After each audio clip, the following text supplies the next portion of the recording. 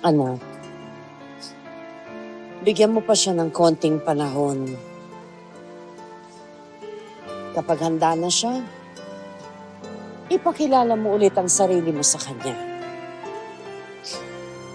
Gawin mo itong pagkakataon. Hanggang may puso akong marunong magmahal. Pagkakataon ho saan? Pagkakataon para ligawan siyang muli. Yung totoong ligaw. Hindi ba? Hindi niyo pinagdaanan yun. Nung simula pa lang, magkaibigan na kayo.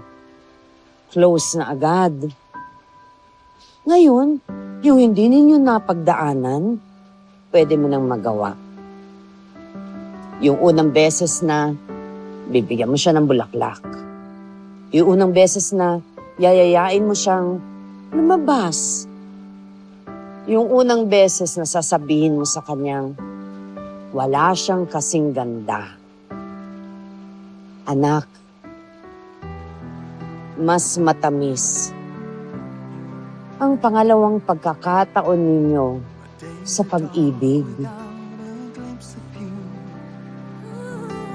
Now that you came to my life, I feel complete.